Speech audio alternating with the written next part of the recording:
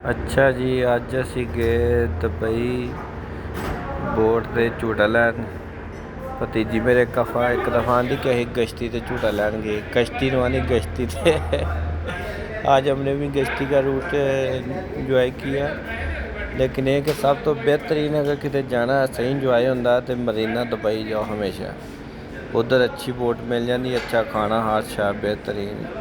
इधर भी ऐसी लेकिन इधर 50-50 उधर ही यार मैं ना पूरा माहौल होंदा VIP माहौल होंदा। इधर यार VIP तो माहौल घट्ट होंदा, उधर बड़ा VIP माहौल होंदा। हमेशा जाओ तो मरीना दुबई जाओ, उधर बेहतरीन चस आंदी।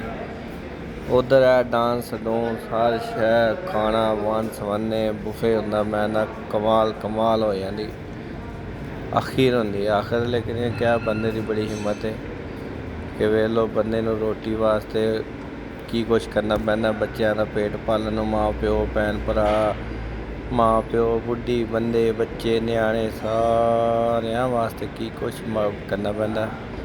ਹੁਣ 5 किलो ਦਾ ਝੋਲਾ ਪਾ ਕੇ ਗਰੀਬ ਘੁੰਮਦਾ, ਉਹ ਵੀ ਪਾਣੀ ਦੇ ਵਿੱਚ।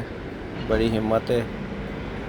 ਬਸ ਇਨਸਾਨ ਨੂੰ ਰੋਟੀ ਵਾਸਤੇ ਕੀ ਕਰਨਾ ਪੈਂਦਾ, ਕਦੀ ਰੋਟੀ ਪਾਣੀ ਵਾਸਤੇ। ਬਹੁਤ ਬੜਾ ਸ਼ਹਿਰ ਹੈ, ਇਸਕੇ ਪੈਸੇ ਜ਼ਿਆਦਾ। ਕਿਸੇ ਦੀ ਦੁਕਾਨਦਾਰੀ ਤੇ ਕਿਸੇ ਦੀਆਂ ਗੱਲਾਂ ਸੁਣਨੀਆਂ ਪੈਂਦੀਆਂ, ਕਿਸੇ ਦੀਆਂ ਗਾਲਾਂ ਖਾਣੀਆਂ ਪੈਂਦੀਆਂ। ਬਸ ਜੀ ਬੰਦੇ ਵਾਸਤੇ ਤਾਂ ਇਹੀ ਹੈ ਕਿ ਰੋਟੀ ਪਾਣੀ। ਪੈਸਾ ਬਹੁਤ ਬਣਾਉਣਾ ਔਖੀ ਚੀਜ਼, ਬਹੁਤ ਔਖੀ ਚੀਜ਼ ਹੈ। ਕਿ ਮੈਂ ਨਾ ਕਿ ਬੁੱਢੀ ਤੇ ਰੋ ਲੈਂਦੀ ਬੰਦਾ, ਅਕਸਰ ਕਿਸੇ ਦੀ ਗੱਲ ਸੁਣਦਾ ਤਾਂ ਬੰਦਾ ਰੋ ਵੀ ਨਹੀਂ ਸਕਦਾ। ਬੰਦੇ ਦੇ ਅੱਥਰੂ ਹੀ ਨਹੀਂ ਵਗਦੇ, ਕੀ ਕਰੇ ਬੰਦਾ। ਬਾਕੀ ਅਲਹਮਦੁਲਿਲਾ ਅੱਲਾਹ ਪਾਕ ਦਾ ਸ਼ੁਕਰ ਹੈ, ਜਿਹੜਾ ਵਕਤ ਲੰਘ ਰਿਹਾ। ਬੰਦੇ ਦੇ ਫਰਜ਼ ਹੈ, ਵਾਜਬ ਹੈ, ਕਰਨਾ ਤਾਂ ਹੈ ਹੀ। ਲੇਕਿਨ ਇਹ ਚੈੱਕ ਕਰੋ ਡਾਂਸ ਕਮਾਲ ਦਾ, ਮਾਸ਼ਾਅੱਲਾ ਕਮਾਲ ਡਾਂਸ।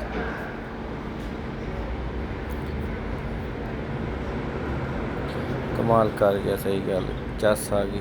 ਬਹੁਤ ਮਜ਼ੇ ਦਾ ਡਾਂਸ ਕੀਤਾ ਬੰਦੇ ਨੇ। ਬੱਚਿਆਂ ਨੇ ਖੂਬ ਇੰਜੋਏ ਕੀਤਾ, ਨਿਆਣਿਆਂ ਨੇ ਬੜੀ ਇੰਜੋਏ ਕੀਤੀ ਇੱਥੇ।